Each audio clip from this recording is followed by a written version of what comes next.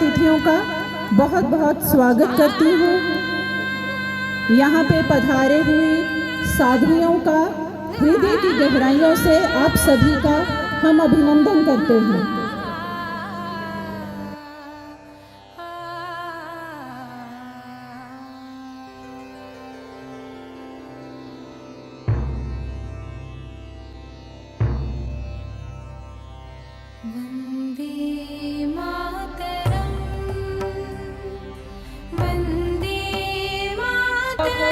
की गरिमा को और बढ़ा रही है। मैं रजनी टंडन जी से रिक्वेस्ट करूंगी कि वो मंच पर आए और आज की हमारी मुख्य वक्ता का स्वागत करें।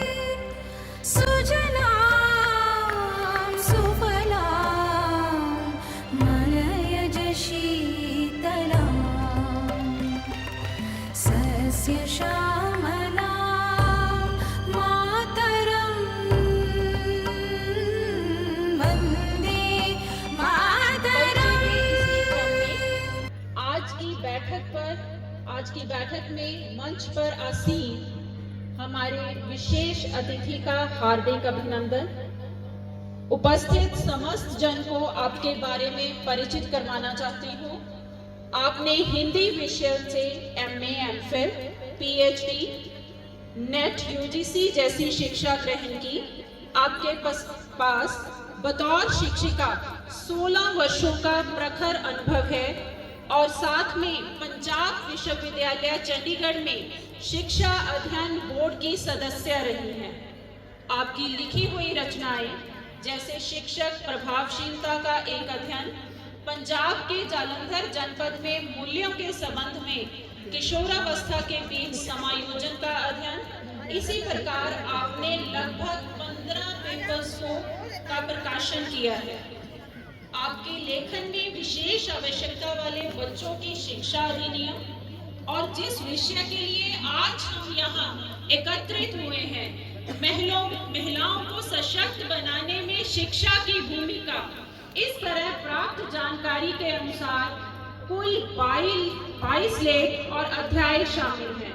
ठीक इसी प्रकार उच्च शिक्षा की गुणवत्ता संबंधी चिंताएं, गुणवत्तापूर्ण शिक्षा के लिए शिक्षक नेतृत्व सहित कुल मिलाकर 19 हैं।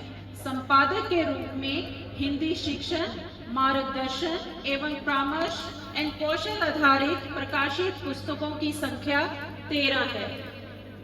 अभी आप government college of education Ludhiana में प्राध्यापक हैं। आपके प्रति कृतज्ञता व्यक्त करते हुए मैं स्वागत के लिए आमंत्रित करती हूँ। नजर मार चलिए खाली कुर्सियां कितने ताकि पिछले पूनम सहजल जी को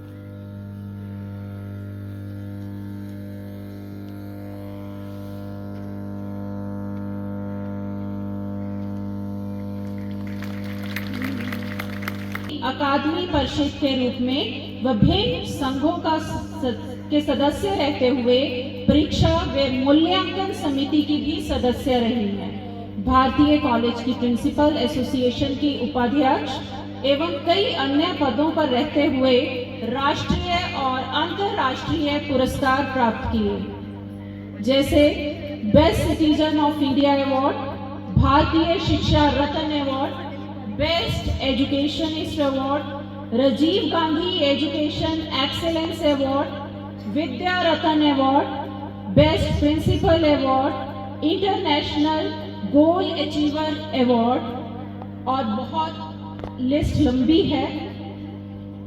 धर्म निभाया है, कैसे वो एक अच्छी माता होने का आदर्श जो है हम सबके समक्ष बनी है, कैसे उन्होंने शिवाजी को छत्रपति शिवाजी बनाया है, हमें जानना होगा।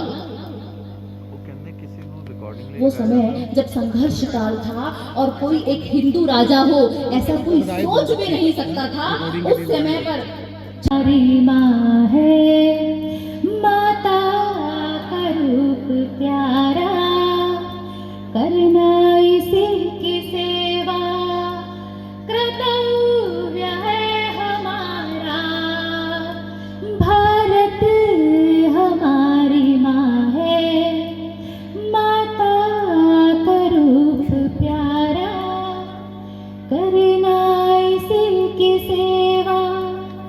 कर्तव्य है हमारा, भारत हमारी माँ है।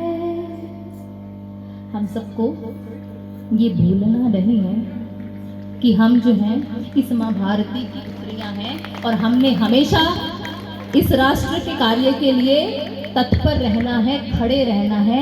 कभी इंतजार नहीं करना कि कोई हमें कहेगा आपकी यहाँ आवश्यकता है, आप यहाँ आ जाइए। हमें बिना किसी से अपेक्षा किए स्वयं को हमेशा माँ भारती के चरणों में तत्पर रखना है। इसी के साथ ही मैं अपनी वाणी को विराम देती हूँ। भारत माता की जय, वंदे मातरम।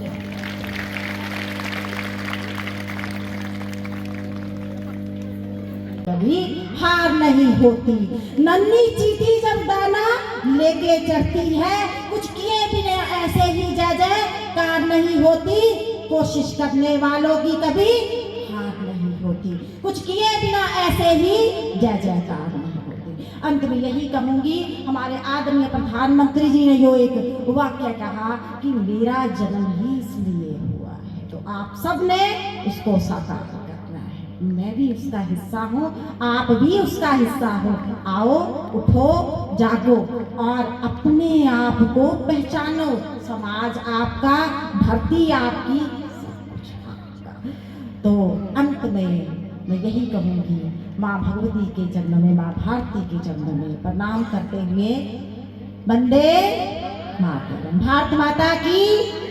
तो कोशिश करने वालों की कभी रोना नहीं है कभी भी। एक और लास्ट में बात जाते जाते बता, लड़कियां ही बैठी हैं, लड़कों ने नहीं सुननी मेरी बात। प्लीज 1 मिनट कान बंद कर लो। जब भी कोई कुछ कहे ना, कभी इनके सामने नहीं रोना। सबसे बड़ी कमजोरी ये है, जब जब आप रोओगे ये आपको दबाएंगे। रोना होना चुपचाप नारायण के आगे जाके 2 मिनट रोक के वापस आ जाना। नारायण अपने आप देख लेते हैं, हर इंसान में नारायण है। हम लोग खुद इसके लिए रिस्पॉन्सिबल है। तो कोशिश करने वालों की कभी हार नहीं, कुछ किए बिना ऐसे ही जय जयकार। कुछ करके दिखाओ तो जय जयकार भी आपकी, संसार भी आपका, देश भी आपका, ये पूरा हिंदुस्तान क्या, पूरा वर्ल्ड आपका है। क्योंकि नारी चाहे तो दुर्गा और चाहे तो चंडी, हम लोग जब चाहे वो रूप धारण कर सकते हैं। वंदे माता। धन्यवाद।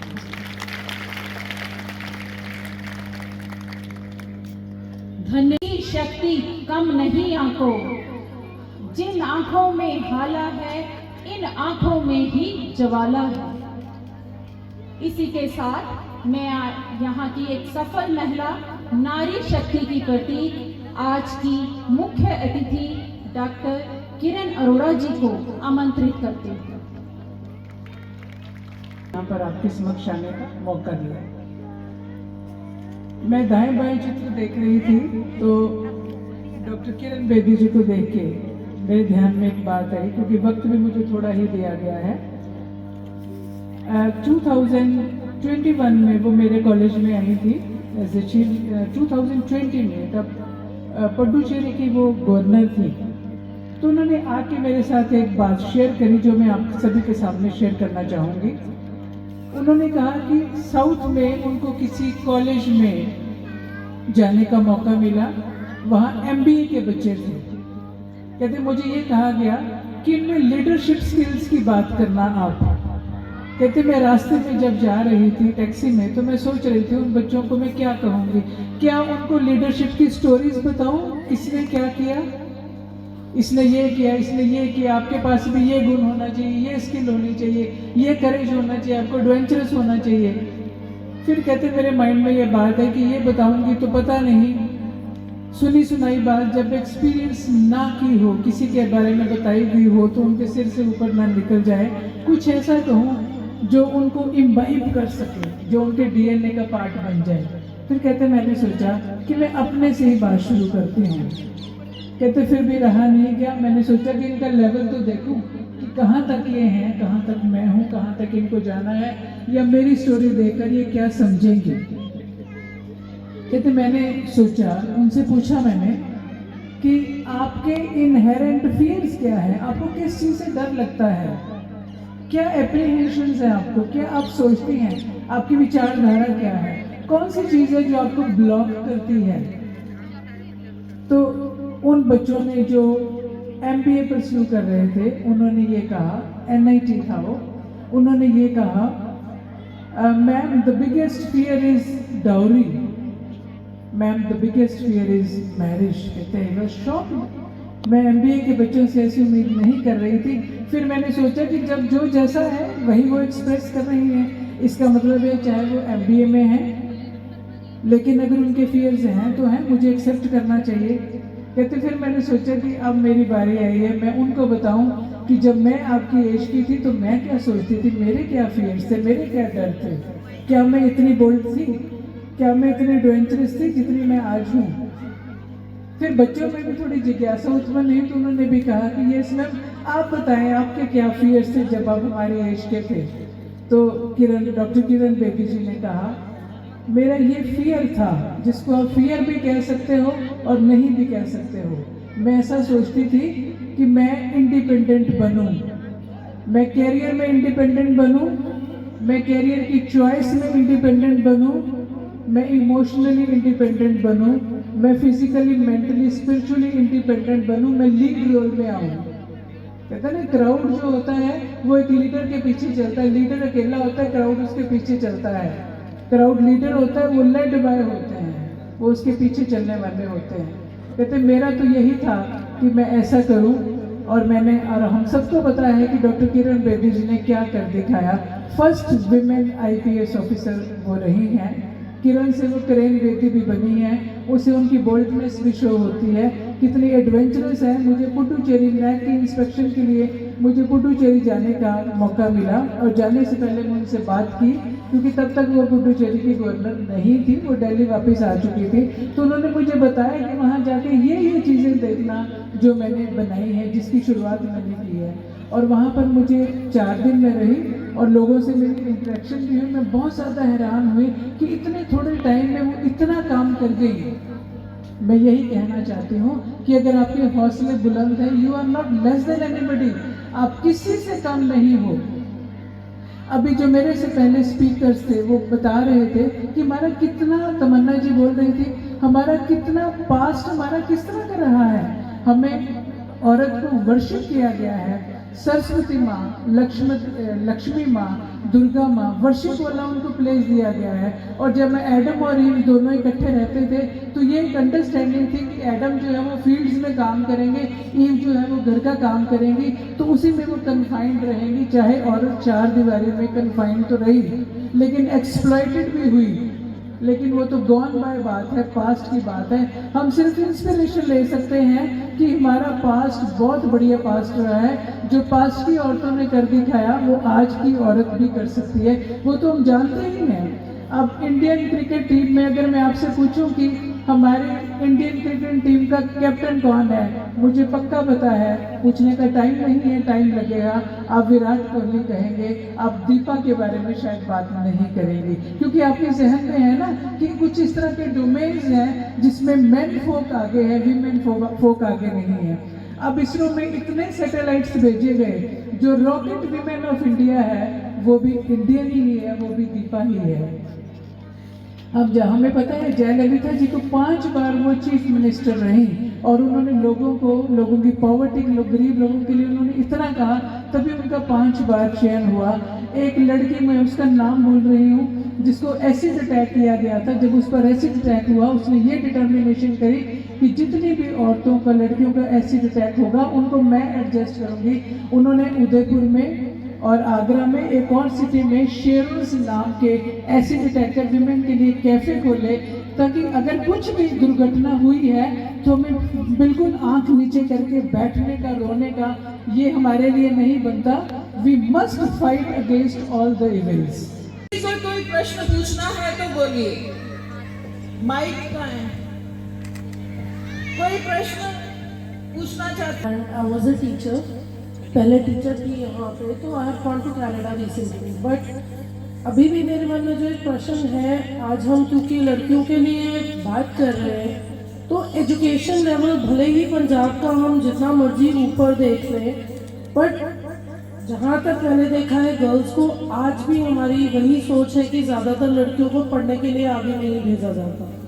बहुत कम पेरेंट्स ऐसे हैं जो ये चाहते हैं कि हमारी बच्चियाँ आगे बढ़ें, उन्हें मौका मिले। पढ़े लिखे जो पेरेंट्स हैं मैम, जो टीचर्स हैं, वो तो इस चीज़ की वैल्यू मैम बहुत अच्छे से समझते हैं कि हमें अपने बच्चों को आगे बढ़ाना चाहिए, या उन्हें उनकी सेफ्टी या उनका जो भी मेजर कंसर्न है उन्हें हम बढ़ चढ़ के आगे बढ़ाते हैं। लेकिन अगर हम गाँव में जाए मैम, आज भी जो लड़कियों की हालत है वो बहुत बुरी है। भले ही स्कूल्स खुले हुए हैं, लेकिन अगर हम स्कूल्स में जाए तो आप देखेंगे कि वहाँ पे ज़्यादातर लड़कों को पढ़ने का मौका दिया जाता है, लड़कियों को नहीं दिया जाता। तो मेरा रिक्वेस्ट यही थी कि एज वुमेन हम लोग ये कुछ ऐसा करें कि हमारे जो गाँव के बच्चे हैं वो ज़्यादातर आगे आ पाए, बच्चियाँ आगे आके पढ़ पाएँ, क्योंकि बहुत सारे पेरेंट्स मैम ऐसे हैं जिनके पास शायद अपने बच्चों को पढ़ाने के भी पैसे न हों। सो यहाँ तो हम मंच लगा रहे हैं, मेरी रिक्वेस्ट तो यही है कि हम लोग विलेजेस में जाएं, वहाँ पे ऐसे कुछ लोग जो हैं सोसाइटी में से जाएं और बच्चों को समझाएं, तो that will be I think better. यही मेरा एक कंसर्न था। Thank you. इनके प्रश्न का कोई जवाब देना चाहता है आप लोगों में से? किसी के पास इनके प्रश्न का जवाब है? उन्होंने तो जवाब दिया, पर आप में से कोई और कुछ कहना चाहता हो इसके संबंध में? क्या सभी गांव में ऐसे चल रहा है कि लड़कियों को एजुकेशन नहीं मिल रही? क्या ऐसा है? मैं तो ये देख रही हूँ कि गांव से बच्चियां कनाडा तक पहुंच गई हैं कि नहीं? लेकिन मैंने पहले अभी कहा कि कुछ पंजाब में कुछ ऐसे बहुत रिमोट विलेजेस रह गए होंगे जहाँ पे एजुकेशन के मामले में बच्चियां पिछड़ी होंगी। अदरवाइज यूपी बिहार के तो अभी भी हम लोग देख रहे हैं कि बच्चियां पढ़ाई नहीं जाती, ना पढ़ पाती हैं। अभी कुछ दिन पहले ही मेड आई हमारे घर में कि मैं बेटी को काम पे लगाना चाहती हूँ, उसकी पढ़ाई छुड़वा दी है 8th क्लास से, क्योंकि उनको लगता है कि ये मेरे साथ काम करना शुरू करेगी तो हमारी कमाई शुरू हो जाएगी। लेकिन पंजाब में मुझे नहीं लगता कि हमारे पेरेंट्स ऐसा सोचते हैं। अगर गरीब से गरीब भी पेरेंट्स हैं। माँ भारती की संतान, आपकी तरह मेरे शिराओं में भी तपस्याओं का तेज भरा है। आज अपना परिचय इसलिए दे रही हूँ क्योंकि प्रणाम करके परिचय देना हम भारतवासियों की परंपरा है। हाँ, भारत। मैं उस भारत से आती हूँ जिसके होठों पर गंगा और हाथों में तिरंगा है। मैं उस भारत से आती हूँ जिसका मुकुट हिमालय और विशाल सागर जिसके पांव पखारता है। वो भारत जो कभी सत्यम शिवम सुंदरम, कभी वंदे मातरम और कभी पंजाब सिंध गुजरात मराठा द्रविड़ उत्कल बंग है।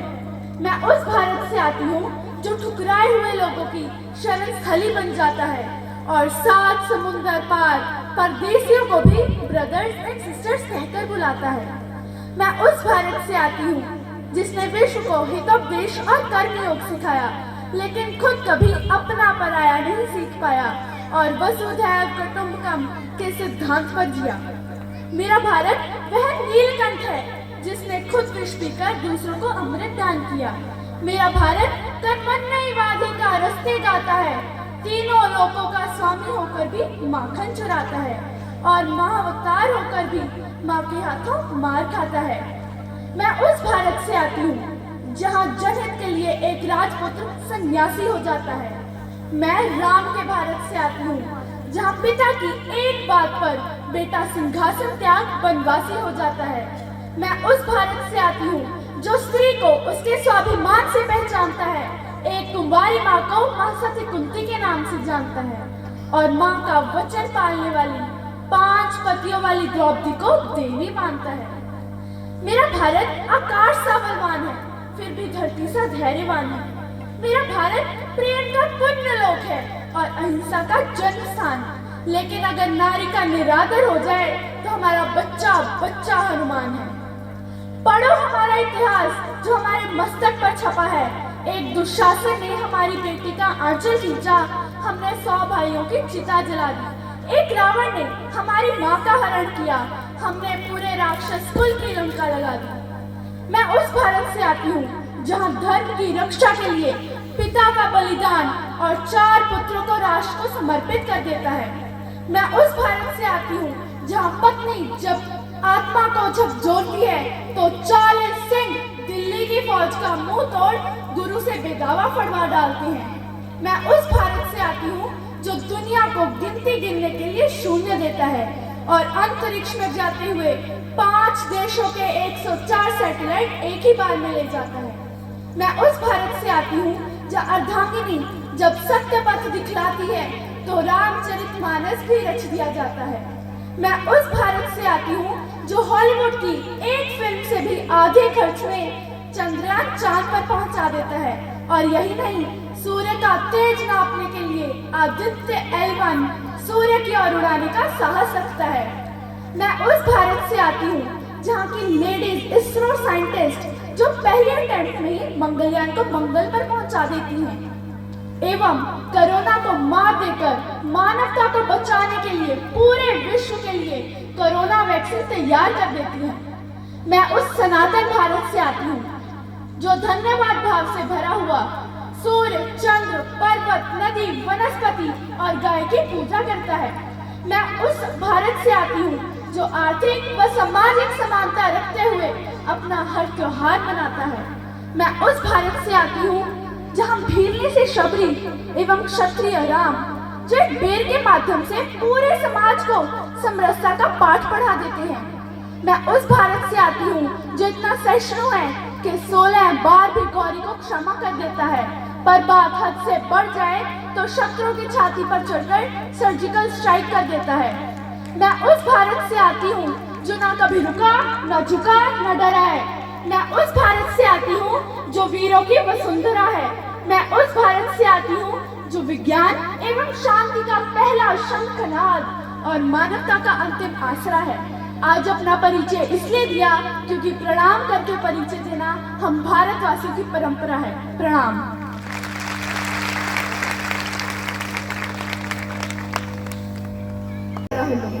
कदे इस ਵਿੱਚ ਸਾਨੂੰ ਉੱਚੇ ਨੀਵੇਂ ਰਸਤੇ ਮਿਲਦੇ ਨੇ ਤੇ ਕਦੇ ਫੁੱਲਾਂ ਅਤੇ ਕੰਨਿਆਂ ਨਾਲ ਵਾਸਤਾ ਪੈਂਦਾ ਹੈ। ਜਿਹੜੇ ਮਨੁੱਖ ਇਸ ਰਾਹ ਤੇ ਤੁਰ ਜਾਂਦੇ ਨੇ ਉਹ ਸਫਲ ਹੋ ਜਾਂਦੇ ਨੇ, ਜਿਹੜੇ ਅਸਫਲ ਹੋ ਜਾਂਦੇ ਨੇ ਉਹ ਕਿਸਮਤ ਨੂੰ ਦੋਸ਼ ਦਿੰਦੇ ਨੇ। ਸਾਥੀਓ, निर्णय ਤੁਹਾਡਾ ਹੈ, ਤੁਸੀਂ ਸਫਲ ਹੋਣਾ ਹੈ ਜਾਂ ਕਿਸਮਤ ਨੂੰ ਦੋਸ਼ ਦੇਣਾ ਹੈ।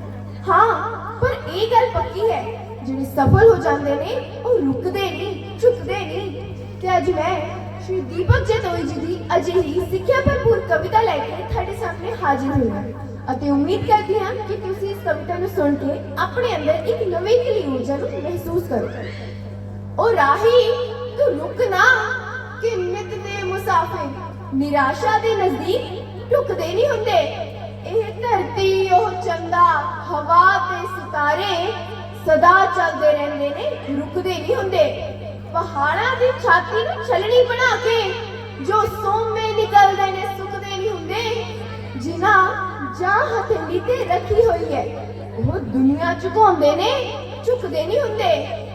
बड़ी दूर जाने तू मेरे मित्र, बड़ी दूर जाने तू मेरे मित्रा, अजे एक सूरत है रोनी बनाई। ओही गल कीती ना कहंदे ने जिद्दां अगे कौन आ चली बाबा दी है। मन्निया कि मंजिल है तेरी दुराडे, मन्निया कि मंजिल है तेरी दुराडे। थकेवार रता तेनू चढ़िया भी होने, तेरे मन दा अड़िया ते बेबाक घोड़ा कई बार रस्ते च अड़िया भी होने। तेरी आजमाइश नहीं अड़चना ले, तेरी आजमाइश नहीं अड़चना ले। विधाता तेरे मोरे खड़िया भी होने, कई बार तेरी बगावत दा शोला मुखालिफ जखेड़े दी लड़िया भी होने। ते की होया चन्ना, ते की होया चन्ना, इता होए ही करदा है। रुकावट ना टप्पे रवानी नहीं हुंदी, कदम मुश्किलां दी जे हिक्का ते धरदा है, वधिया ना जावे जवानी नहीं हुंदी। जे सूना ते तुरे 10 खां जवाना, जे सूना ते तुरे 10 खां जवाना, अलेहे ते भुखड़े तो डरना की होया। जे अंगारिया ते प्रण कीता तुरंदा, फिर बोझ बोझ के पैर धरना की होया।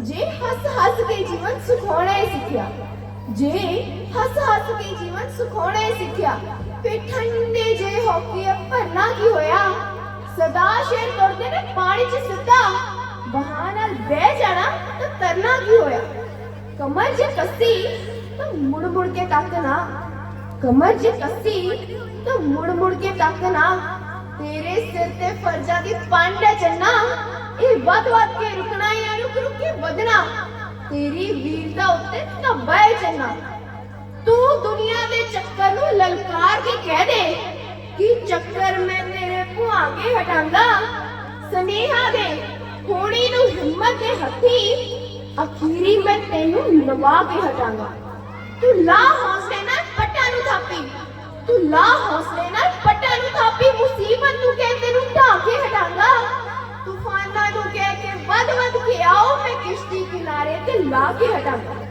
जदों देखी तेरे इरादे च शक्ति, जदों देखी तेरे इरादे च शक्ति, ता शक्ति वाले घूमूगी तेरे, ए सारी दी सारी खुदाई दी ताकत तू वेखेगा, पैरां नू चुमूगी तेरे।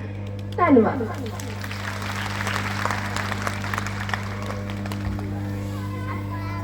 यहाँ पर बैठे थे तो ये जताएंगे कि महिलाएं कभी भी थकती नहीं हैं, क्योंकि महिला और थकान ये दोनों एक दूसरे के साथ कभी जुड़ते नहीं। बोलो भारत माता की वंदे वंदे। कुछ लोगों ने हाथ ऊपर उठाए थे, तो फिर हम ऐसा ही करते हैं, दोनों हाथ ऊपर उठाते हैं और फिर एक बार जय घोष करते हैं। फिर मैं थोड़ी सी बात बस आपसे करूंगी, बहुत लंबी चौड़ी बात करने का अभी समय भी नहीं है और बातें हो भी चुकी हैं। तो एक बार दोनों हाथ उठाएंगे, पहले हाथ उठा लें फिर शुरू करेंगे। दोनों हाथ उठाएंगे, सभी उठाएंगे। बहुत सुंदर। बोलो भारत माता की जय, भारत माता की जय, वंदे वंदे। धन्यवाद। तो एक बार जोरदार तालियां भी अपने लिए बजा लीजिए फिर। बहुत सुंदर। नारी चेतना मंच द्वारा नवा शहर में शहीद भगत सिंह नगर में आयोजित इस नारी शक्ति सम्मेलन में मंच पर उपस्थित प्रमुख जो भी डिग्नेटरीज हैं जो अभी तक बोल चुके, तमन्ना जी ने आपके सामने बहुत सुंदर विषय रखा। उसके साथ साथ पूनम जी यहाँ पर उपस्थित हैं, डॉक्टर किरण जी जो अभी यहाँ से गए हैं, डॉक्टर नीतू जी, और मेरे सामने बहुत ही विद्वान विदुषी ऐसे भाई और बहनें यहाँ पर बैठे हैं। जब तमन्ना जी विषय रख रही थी तो उन्होंने अपना विषय रखते समय मुझे गुरु कहा। इस बात से ही ये सिद्ध होता है कि भारतीय संस्कृति क्या है।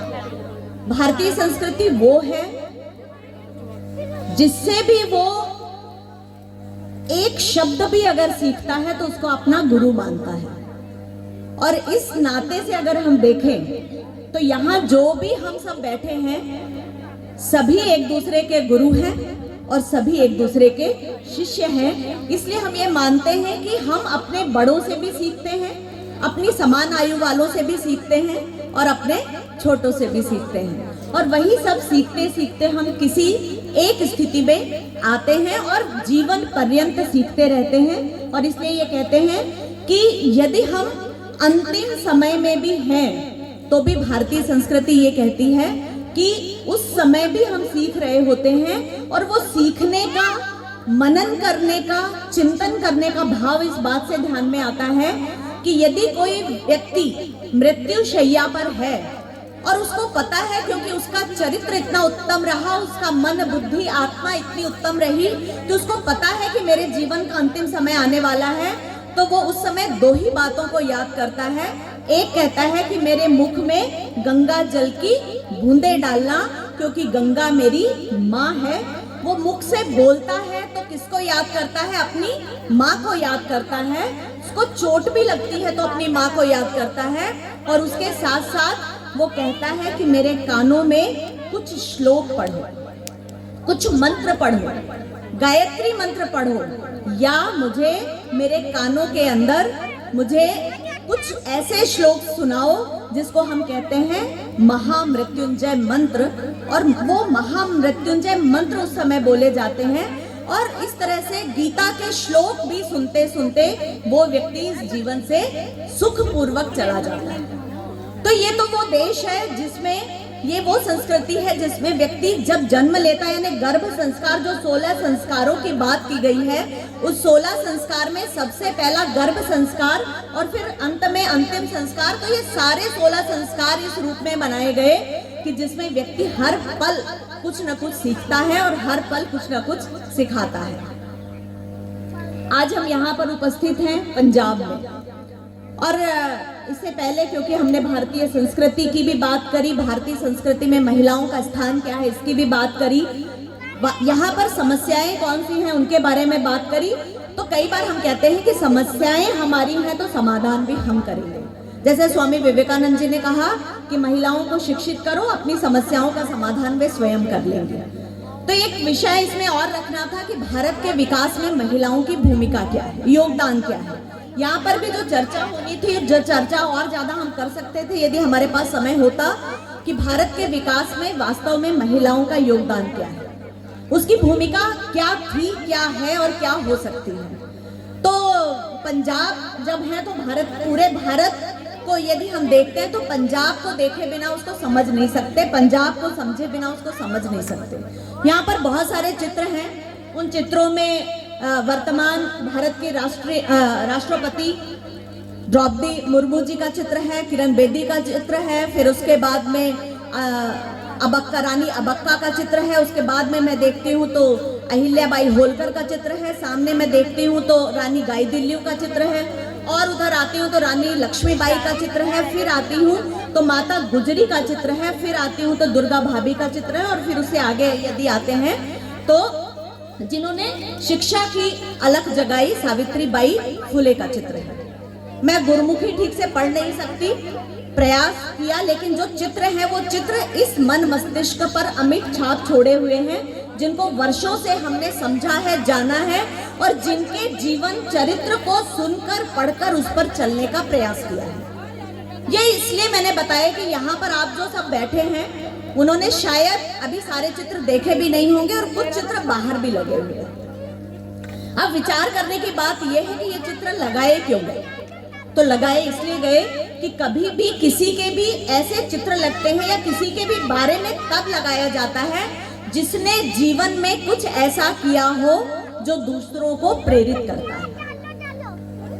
अब दूसरी बात मैं कहूं, मेरे सामने जो बैठे हैं, कुछ लोग हैं जो चले गए, कुछ लोग हैं जो यहाँ बैठे हैं। निश्चित रूप से जो बैठ गए वो भी इम्पोर्टेंट है, लेकिन जो बैठे हैं वो उनसे भी ज्यादा महत्वपूर्ण है इस नाते क्योंकि उन्होंने ये इस बात को समझा कि ये सम्मेलन हमारे लिए है और हम ही हैं जो इस सम्मेलन की सफलता के सूचक है, वाहक है। अब जब मैं यहाँ बैठे हुए व्यक्तियों के बारे में बात करूं तो मेरे सामने दो साध्वियां बैठी हैं गेरुए वस्त्र। अगर हम उनकी बात करें तो उनके मुख पर एक तेज है। वो तेज किस बात का है?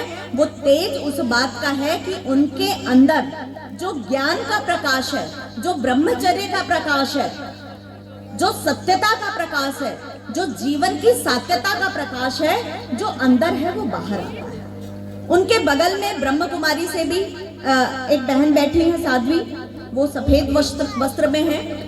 हम कहते हैं कि माँ सरस्वती सफेद वस्त्रों में होती है, श्वेत वस्त्र धारिणी है। तो वो श्वेत वस्त्र शांति का प्रतीक है और ब्रह्म कुमारी में कहा भी जाता है ओम शांति।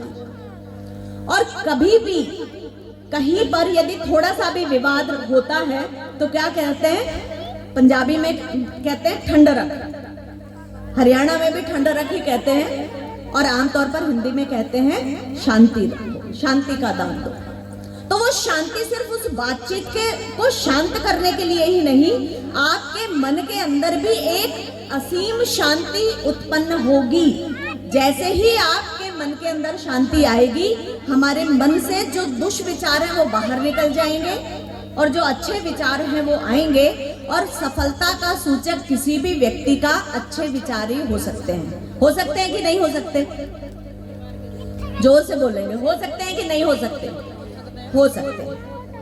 अब इसके बाद में जो बाकी लोग बैठे हैं उनके मुख पर भी एक अलग तरह का तेज है। मैं यहाँ देख रही हूँ विद्यार्थी संख्या भी बहुत ज्यादा है, यहाँ प्राध्यापिकाएं भी हैं, यहाँ डॉक्टर्स भी हैं, यहाँ अलग अलग फील्ड की ग्रामीण महिलाएं भी, ऐसे अलग अलग फील्ड से महिलाएं हैं और कुछ बंधु भी यहाँ पर बैठे हैं। जब उनकी बात करते हैं तो उनके मन के अंदर भी, उनके चेहरे पर भी एक तेज है। अब वो तेज किस प्रकार का है? वो तेज इस प्रकार का है कि एक स्त्री होने के नाते, एक महिला होने के नाते, एक भारत की नागरिक होने के नाते, इस देश की नारी के नाते मेरा जो जो दायित्व है उस दायित्व को मैं पूरा करने का पूर्ण प्रयास कर रही हूँ। जब मैं उठती हूँ, अगर मैं एक बेटी हूँ तो बेटी के नाते मेरा जो दायित्व है अपने माता पिता के प्रति उसको मैं पूर्ण करती हूँ। उनकी इच्छा है कि मैं पढ़ लिख करके एक अच्छी नागरिक बनूं, तो वो बनने के लिए मैं प्रयास कर रही हूँ। जब मैं एक पत्नी हूँ तो मेरे पति, मेरे सास ससुर, उन सब की भावनाओं का भी ध्यान रखते हुए अपने उत्थान के लिए मैं क्या क्या प्रयास कर सकती हूँ वो मैं कर रही हूँ। एक माँ के नाते मातृत्व भाव क्या होता है? तो सिर्फ मेरी संतान के लिए ही मेरा मातृत्व भाव नहीं है, जो भी है मेरे आसपास मैं उन सबकी माँ हूँ। माँ कहलाने का मतलब कई बार ये होता है, बहन भी कह दो तो आजकल कभी कभी ये कहते हैं भाई बहन जी मत कहना, बाकी कुछ भी कह दो। आप बड़े बड़े होटल्स में जाएं, क्लब में जाएं, पार्टियों में जाएं तो कई बार, और यदि आप ट्रेन में हैं, फ्लाइट में तो कोई बहन और भाई का नाता ही नहीं रहा, लेकिन आप बस में जाते हैं, अभी भी अगर आप लोकल रोडवेज में जाएंगे और कोई कंडक्टर पर्ची काटने के लिए आ गया और उसने कहा बहन जी टिकट, तो एक बार थोड़ा सा ऐसे कुछ लोग देख लेते हैं कि भाई बहन जी नहीं कहना। बहन और भाई का जो संबंध है, मुझे लगता है उससे पवित्र रिश्ता, उससे पवित्र संबंध इस दुनिया में कोई दूसरा नहीं है। और उसको स्थापित करने का काम कौन करेगा? तो हम करेंगे। मैं अपना अनुभव बताती हूँ कि जब मैंने पढ़ाना शुरू किया तो मेरी उम्र थी 25 साल। मेरे पास जो विद्यार्थी आ रहे थे उनकी उम्र थी 22 और 23 साल। तो आपको पता है कि 25 साल की एक लड़की ही होती है और 22-23 साल के लड़के ही होते हैं, दोनों के बीच में कोई बहुत ज्यादा डिफरेंस नहीं है। लेकिन जब आप उसको पढ़ाने लगते हो तो उस समय वो रिश्ता गुरु और शिष्य का हो जाता है। लेकिन कभी कभी उसके मन में ये भाव आ सकता है कि मैडम बहुत अच्छी है, मैडम बहुत सुंदर है, या मैडम बढ़िया बोलती है, या कुछ और। तो कोई विद्यार्थी ऐसा भी हो सकता है कि बैठा बैठा उसकी नजर गलत नहीं है, लेकिन वो बैठा बैठा कॉपी या बुक में कम देख रहा है, आपकी तरफ ज्यादा देख रहा है। तो महिलाओं में वो सिक्स्थ सेंस होती है, जो पता चल जाता है कि ये मेरी तरफ देख रहा है तो इसकी नजर क्या है। जैसे ही आपने उसको बेटा बोलना शुरू किया, या जैसे ही आपने उसको भाई बोलना शुरू किया, वैसे ही उसकी देखने की दृष्टि भी, उसकी सोचने समझने की दृष्टि भी और आपके साथ व्यवहार की दृष्टि भी बदल जाती है। तो ये भूमिका किसकी है? ये भूमिका हमारी है और इस भूमिका को हमें ही निभाना है। मुझे ध्यान में आता है पंजाब में भी ऐसे ही कहते होंगे, क्योंकि पंजाब और हरियाणा कोई अलग तो है नहीं, बहुत लेट अलग हुआ है, कल्चर भी लगभग एक जैसा है। हम अपने बेटों को भी भाई बोलते हैं।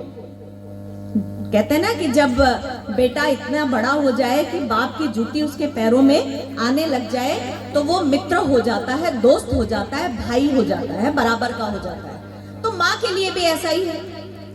तो जब हम अपने बच्चे को भाई कहते हैं तो भाई कहते ही, क्योंकि पहले तो ये कहते ही नहीं थे ना, पहले तो इस बात में भी शर्म आती थी बताने में कि ये मेरा बेटा है, क्योंकि ज्वाइंट फैमिली होती थी। तो भाई कहने की परंपरा है और वो भाई की तरह ही अपना कर्तव्य निभाता है बेटा भी। वो माँ भी समझता है और बहन भी समझता है।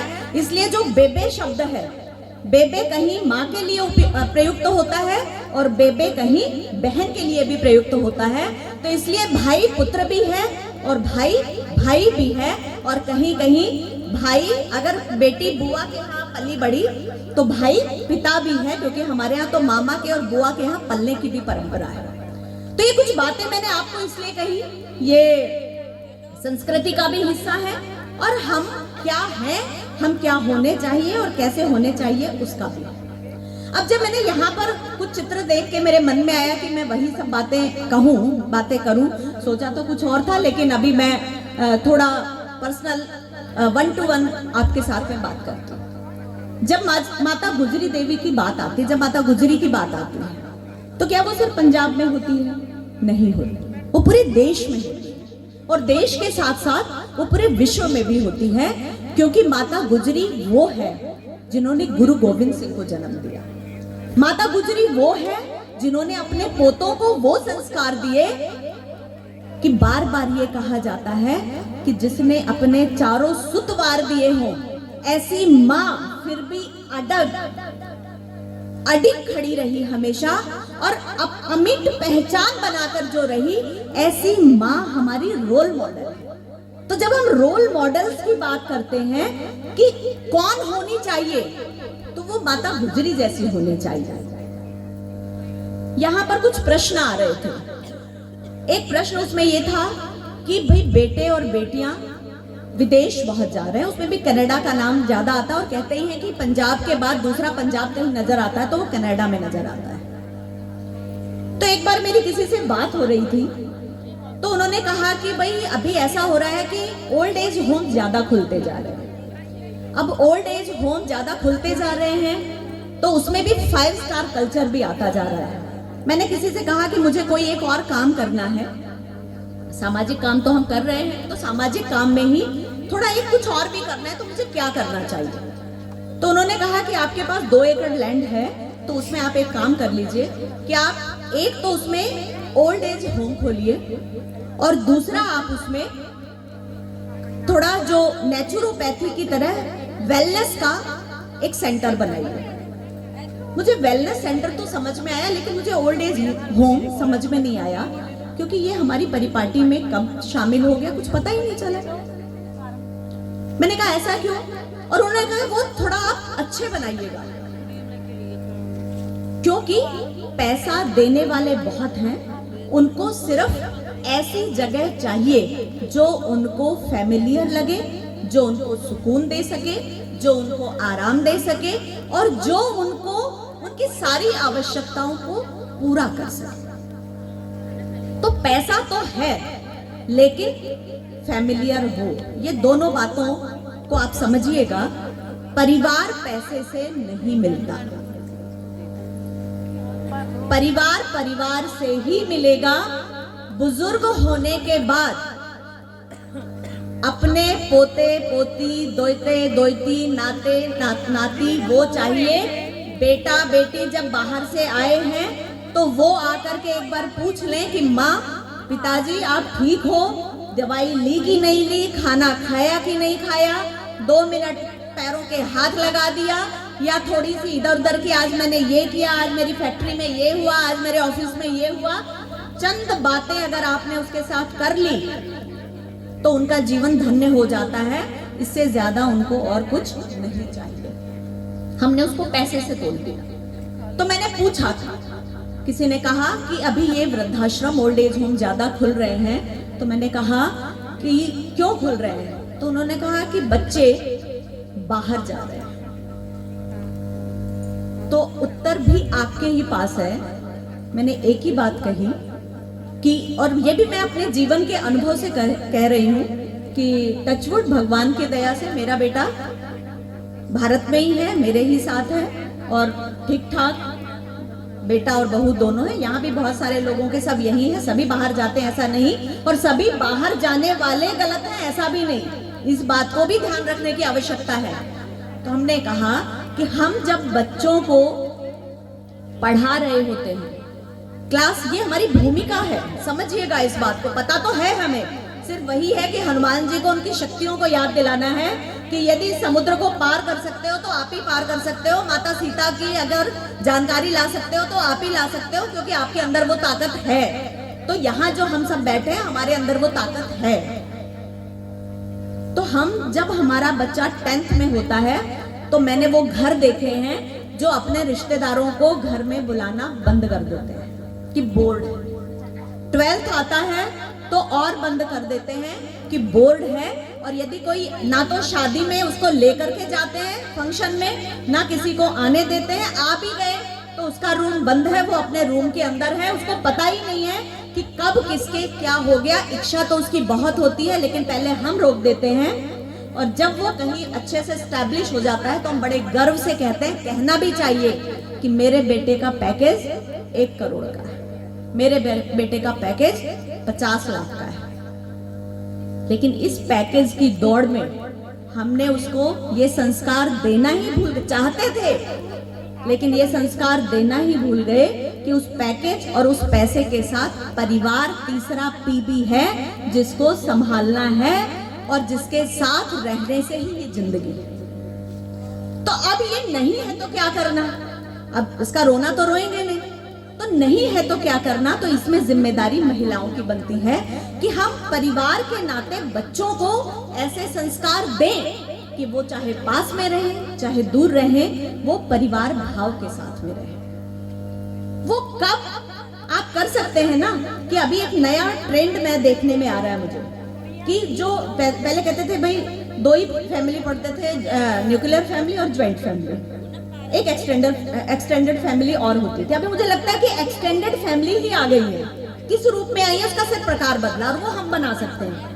जिस सोसाइटी में, जिस बिल्डिंग के अंदर, जिस मोहल्ले में, जिस गांव में हम रह रहे हैं, हमारे रिश्तेदार हो ना हो, कहीं से भी आए हैं, आसपास के 8, 10, 20 लोग मिल करके भाई हम लोहड़ी साथ मनाएंगे, भाई हम दिवाली साथ मनाएंगे, तो एक जगह पूजा होती है, एक जगह आकर के वो सारे नाच गाना करते हैं, एक जगह खाना खाते हैं, अपनी बातों को शेयर करते हैं और फिर जाते हैं। क्यों? क्योंकि बात वो कहते हैं कि अपना सुख और अपना दुख ये बांटने वाले चाहिए। आप बाहर से, आपका बच्चा स्कूल में, कॉलेज में लड़ाई करके आ गया तो वो आके किसको बताएगा? माँ को बताएगा। जब आप बड़े हो गए, ऑफिस के अंदर कोई लड़ाई झगड़ा हो गया, कोई बात हो गई, आपका प्रमोशन हो गया, आपको पैकेज और अच्छा मिल गया, आप आके किसको बताएंगे? अपने परिवार में बताएंगे ना। तो परिवार में तो कोई है ही नहीं, तो किसको बताएंगे? तो आपने वो एक एक्सटेंडेड फैमिली बना ली जिसमें बैठ करके हम ये बातें कर सकते हैं। अब अगली जिम्मेदारी हमें आती है कि ये जो नशा, यहाँ पर पंजाब के लिए तो बहुत ही कहा जाता है, लेकिन अगर मैं मणिपुर में, मेरा पूरे देश में जाना होता है, तो अगर मैं मणिपुर गई तो वहां भी मैंने यही बात सुनी कि नशा बहुत ज्यादा बढ़ गया है। मैं किसी दूसरे स्टेट में जा रही हूँ, वहां भी ये देख रही हूँ, अभी हरियाणा में भी कह रहे हैं कि नशा बहुत बढ़ गया है। तो ये नशा है क्या? तो नशा तो भगत सिंह जी को भी था, लेकिन उनको कौन सा नशा था? वो नशा था देश की आजादी का, वो नशा था देश को गुलामी से बचाने का। तो हमारी भूमिका क्या बनती है, मेरा रोल क्या बनता है? तो मेरा रोल ये बनता है कि क्या मैं अपने बच्चे को, अपने आस पड़ोस के बच्चों को ये सिखा सकती हूँ, ये बता सकती हूँ, अपने व्यवहार से ये इंगित कर सकती हूँ कि भाई मेरे अंदर अगर नशा होना चाहिए तो देश का नशा होना चाहिए, मेरे अंदर अगर नशा होना चाहिए तो अपने आस पड़ोस में कुछ साफ सफाई रहे, वो सिर्फ मोदी जी नहीं लाएंगे, बाकी लोगों को भी करना है, उसका नशा रहे। मेरे अंदर यदि नशा है तो मेरे पर्यावरण को संरक्षित रखने का रहे, मेरे अंदर नशा है तो मेरे आसपास में यदि पेड़ सूख रहे हैं तो नए पेड़ लगाने का होना चाहिए। ऐसे जो बच्चे पढ़ नहीं सकते उनको आसपास जाकर के 8-10 बच्चों को एक जगह बैठा के हम पढ़ा सकते हैं क्या? ऐसे कामों में जब हम उसको उसके स्कूल और उसके कॉलेज के बाद लगाते हैं तो निश्चित रूप से वो उस ओर बढ़ता है। यहाँ पर जो साध्वियां बैठी हैं और जो बाकी लोग बैठे हैं, उनमें से वो लोग भी हैं। हम ये सोचते होंगे कि ये क्या कहीं अलग से आए हैं? संघ में भी प्रचारक होते हैं, विद्यार्थी परिषद में भी पूर्णकालिक होते हैं, अपने भिन्न भिन्न संगठनों में पूर्णकालिक होते हैं, उसमें गर्ल्स भी होती हैं, महिलाएं भी होती हैं। वो कहीं अलग से नहीं आते। इज्जत उनके लिए इसलिए ज्यादा है, रिस्पेक्ट इसलिए ज्यादा है, उनको देखते ही झुकने को मन इसलिए करता है क्योंकि वो हमसे अलग है। और वो हमसे अलग किस भाव से हैं कि उन्होंने सोचा कि ये जो बाकी सब तो सब कुछ कर रहे हैं, मैं वो करूं जो जमाना नहीं करता, जो जमाने से अलग हो। तो हम घर पर रहकर भी वो सब कर सकते हैं जो जमाने से अलग हो, कि आप अपने आसपास को देखते हुए मुझे क्या करना है। अब मैं आपसे कुछ ऐसे छोटी छोटी बातें करती हूँ। देश आत्मनिर्भर भारत होना चाहिए, ये बार बार बात हम करते हैं। अब वो आत्मनिर्भर भारत कैसे होगा? तो हमारे माध्यम से होगा। छोटे छोटे सेल्फ हेल्प ग्रुप्स हैं, कुछ कुछ बनाते रहते हैं। लिज्जत पापड़ ऐसे ही लिज्जत पापड़ नहीं बन गया। और पंजाब में भी आपके नवा शहर में आसपास में ऐसी छोटी छोटी चीजें, अचार, पापड़, मुरब्बा, ये सब बनाने वाले लोग होंगे, हैंडीक्राफ्ट्स की चीजें बनाते होंगे। उनको इकट्ठा करना आपके आसपास। आप मत सोचिए कि 20 लोग इकट्ठा होंगे। मैं अकेली क्या कर सकती हूँ वो करना, उनको इकट्ठा करना, उनको मार्केट प्रोवाइड करना। आप देश के आत्मनिर्भर बनाने में बहुत बड़ा योगदान दे सकते हैं। देश स्वस्थ होना चाहिए, तो मैं क्या कर सकती हूँ? हम कहते हैं ना, स्वामी विवेकानंद जी ने एक बार कहा कि भाई जो यूथ है वो खेल के मैदान में होना चाहिए। तो खेल के मैदान में रहेगा तो वैसे तो यूँ कहते थे भाई, पहले बड़ी हमने कहावतें सुनी कि पढ़ोगे लिखोगे बनोगे नवाब, और खेलोगे कूदोगे बनोगे खराब। तो खराब नहीं बनते, खेलने कूदने वालों को तो बड़े बड़े मेडल मिलते हैं और सरकारें भी उसको सिर पर उठा करके घूमती हैं। तो स्वामी विवेकानंद जी ने उस समय कहा था कि उनको खेल के मैदान में होना चाहिए। क्यों? क्योंकि शरीर, मन, बुद्धि, आत्मा, इन सब का यदि विकास होता है तो वो शरीर स्वस्थ होगा तो खेल के मैदान से ही होगा। मन स्वस्थ होगा तो वहीं से होगा। तो वो महिलाओं का भी चाहिए, गर्ल्स का भी चाहिए, बॉयज का भी चाहिए, तो वो हेल्दी रहें। इसके लिए हम क्या कर सकते हैं? तो क्या नवा शहर की बहनें मिल करके महीने में एक बार मैराथन का आयोजन करवा सकती हैं क्या? आप कोई स्पोर्ट्स करा सकते हैं। यहाँ हॉकी की कोई अच्छी खिलाड़ी होंगी तो छोटी छोटी टीम बनाइए। कोई जरूरी नहीं है कि उनको बहुत अच्छी हॉकी खेलनी आती है, लेकिन वो हॉकी खेलें, उसके लिए आप टूर्नामेंट कर सकते हैं। आप वॉलीबॉल का करवा सकते हैं, आप लंबी रेस का करवा सकते हैं, आप हाई जंप का करवा सकते हैं। जो करवा सकते हैं वो खेल करवा सकते हैं। यदि HB कम हो रहा है तो आप छोटे छोटे कैंप लगा सकते हैं, जिसमें आयुर्वेद भी और एलोपैथ भी, दोनों के मिश्रण से हम क्या मदद कर सकते हैं। दादी नानी की पोटली तो रसोई से शुरू होती है ना, हम सबको पता है कि किसमें क्या गुण, और वापस वहीं आ गया। कल मैंने कहा कि मेरा थोड़ा सा गैस्ट्रिक का प्रॉब्लम हो रहा है लगातार टूरिंग के कारण, क्योंकि कल ही मैं परसों धर्मशाला से आई थी, कल अमृतसर आई, आज इधर आ गई। तो उन्होंने कहा जी अजवाइन खा लो। और ये बोलने वाला कौन था, इसको सुनिएगा, यहाँ जो यूथ बैठा है, ये बोलने वाला 25 वर्ष का एक युवक था, जिसने कहा कि दे तो मैं आपको पेन टॉप भी सकता हूँ, लेकिन अजवाइन खा लो, जल्दी आराम मिल जाएगा। तो कहते हैं बैक टू बेसिक्स, आना तो पड़ेगा, लेकिन सब कुछ छोड़ भी नहीं सकते। जो अच्छा है वो बाहर का भी लेना है, और जो बुरा है वो अपना भी छोड़ना है। ये सब करना, ये हमारी जिम्मेदारी है। सुरक्षा के क्षेत्र की बात करें तो यहाँ तो वैसे भी गतका सीखने वाली और ऐसी मैंने बहुत सारी बहनें देखी हैं जो गतका करती हैं। गिद्दा तो करते ही हैं, गिद्दा को तो सारी दुनिया ने देखा। जब भंगड़ा होता है तो हर कोई झूम उठता है। मेरे पीछे 2 पहरेदार आ गए हैं। वैसे तो जब यूँ कहते हैं कि ऑडियंस कम हो तो कम बोलना चाहिए, लेकिन हमारे यहाँ दूसरा है, जब लास्ट में कम लोग बचे तो ये मान लेना चाहिए, सुनने वाले नहीं, वो करने वाले। सुन तो आप रहे हैं सुबह से, आप करने वाले, आपको करना है। तो करना क्या है? ये जो मैंने बताया, चाहे हेल्थ का फील्ड हो, चाहे सुरक्षा का फील्ड हो, चाहे शिक्षा का क्षेत्र हो, चाहे राजनीतिक क्षेत्र हो, चाहे आर्थिक क्षेत्र हो, चाहे रोजगार लोगों को देना हो, जितने प्रकार के काम है, अपने पर्यावरण को संरक्षित करना हो, उस सब में छोटी छोटी एक्टिविटीज सोचिए, वो करिए। ये नारी चेतना सम्मेलन, नारी शक्ति सम्मेलन, ये सिर्फ इसलिए नहीं है कि भीड़ इकट्ठी की गई। आप भीड़ नहीं है, आप एक एक व्यक्ति हैं, एक एक संस्था है, और उस व्यक्ति के नाते अपनी अपनी जिम्मेदारी लेनी है। और अगर आप जाने से पहले यहाँ जो भी आयोजक है उनको बता करके जाएंगे कि मैं किस फील्ड में काम करूंगी, तो निश्चित रूप से इस नारी शक्ति का सम्मेलन का बिल्कुल सही रूप में जो उद्देश्य पूरा होना चाहिए वो निश्चित रूप से होगा। और अदरवाइज हम यही कहते रहेंगे कि भाई भगत सिंह पैदा होना चाहिए, लेकिन पड़ोसी क्या होना चाहिए। ये भगत सिंह का ही शहर है, तो यहाँ तो भगत सिंह हर घर में पैदा होना चाहिए। मेरी कोशिश रहती है कि मेरे से जो हो मैं देश भर में घूम करके करने का प्रयास करती हूँ। आपकी कोशिश आप भी पूरी कीजिए। और 4 लाइनों के साथ मैं अपनी बात को समाप्त करती हूँ। आज मैंने सूर्य से बस जरा यूं ही कहा, आज मैंने सूर्य से बस जरा यूं ही कहा, आपके साम्राज्य में इतना अंधेरा क्यों भला, तम तमाकर वो दहाड़ा मैं अकेला क्या करूं, तुम बेफिक्रों के लिए मैं भला कब तक लड़ूं, आकाश की आराधना के चक्करों में मत पड़ो, संघर्ष ये घनघोर है, कुछ तुम लड़ो कुछ मैं लड़ूं, कुछ तुम लड़ो कुछ मैं लड़ूं। जय भारत, वंदे मातरम। अब मैं, जैसे आप जानते हैं कि हमारे भगवान राम जी की प्राण प्रतिष्ठा 22 जनवरी को है, इसके जिला संयोजक श्री केशव जैन जी को मैं आमंत्रित करती हूँ।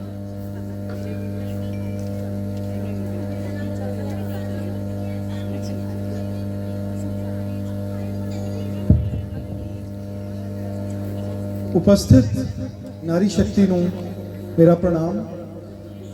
साध्वी भारती जी, ब्रह्म कुमारी साध्वी जी, उनको प्रणाम। और प्रणाम तो बाद मैं मंचासीन साडियां अज दे वक्ता और ਜਿਹੜੇ ਮਹਿਮਾਨ है, ਹਾਲਾਂਕਿ ਇਹ ਮੰਚ ਪੂਰਾ ਦਾ ਪੂਰਾ ਨਾਰੀਆਂ ਦਾ ਸੀ ਔਰ ਇਹਨਾਂ ਨੇ ਆਪਣੀ ਗੱਲ ਕਰਨੀ ਸੀ। ਇਹਦੇ ਵਿੱਚ ਮੈਂ ਕੁਝ ਬਹੁਤ ਛੋਟੀ ਸੂਚਨਾ ਦੇਣ ਆਇਆ। 500 ਸਾਲ ਠੀਕ ਕਿਹਾ ਜਾਵੇ ਤਾਂ 496 ਸਾਲ 496 ਸਾਲ ਦੇ ਬਨਵਾਸ ਤੋਂ ਬਾਅਦ, ਪਹਿਲਾ ਬਨਵਾਸ ਸੀ 14 ਸਾਲ ਦਾ, 14 ਸਾਲ ਦੇ ਬਨਵਾਸ ਤੋਂ ਬਾਅਦ ਜਦੋਂ ਆਏ ਸੀ ਉਦੋਂ ਅਸੀਂ ਦੀਵਾਲੀ ਮਨਾਈ ਸੀ। ਅੱਜ 496 ਸਾਲ ਦੇ ਬਨਵਾਸ ਤੋਂ ਬਾਅਦ ਜਦੋਂ ਰਾਜਾ ਰਾਮ ਆਪਣੇ ਘਰ ਪਰਤਣਗੇ, ਪ੍ਰਾਣ ਪ੍ਰਤਿਸ਼ਠਾ ਹੋਣਗੀ, ਤੇ ਉਹਦੇ ਵਿੱਚ ਅਸੀਂ ਦੀਵਾਲੀ ਨਹੀਂ ਮਹਾ ਦੀਵਾਲੀ ਮਨਾਣੀ ਹੈ। ਆਪਣੇ ਆਪਣੇ ਘਰਾਂ 'ਚ, ਆਪਣੇ ਸ਼ਹਿਰ ਦੇ ਵਿੱਚ, ਆਪਣੇ ਦੁਕਾਨਾਂ ਦੇ ਵਿੱਚ, ਹਰ ਜਗ੍ਹਾ ਇਹ ਮਹਾ ਦੀਵਾਲੀ ਮਨਾਣੀ ਹੈ। ਇਹਦੀ ਜ਼ਿੰਮੇਵਾਰੀ ਵੀ ਅਸੀਂ ਚੱਕਣੀ ਹੈ, ਸਾਰਿਆਂ ਨੇ ਅਸੀਂ ਚੱਕਣੀ। ਹਾਲਾਂਕਿ ਆਵਾਜ਼ ਦੂਰ ਤੱਕ ਜਾਣੀ ਚਾਹੀਦੀ ਸੀ, ਪਰ ਉਹਦਾ ਇੱਕ ਤਰੀਕਾ ਹੈ।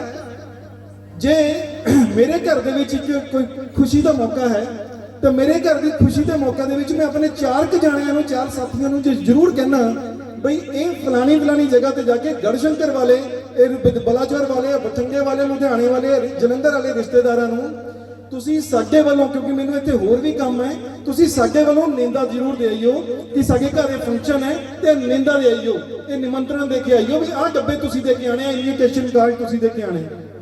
ਤੇ ਰਾਮ ਜੀ ਦਾ ਘਰ ਬਣਿਆ ਨਵਾਂ, ਉਹਨਾਂ ਨੇ ਪੀਲੇ ਚੌਲਾਂ ਰਾਹੀਂ ਨਿੰਦਾ ਭੇਜਿਆ।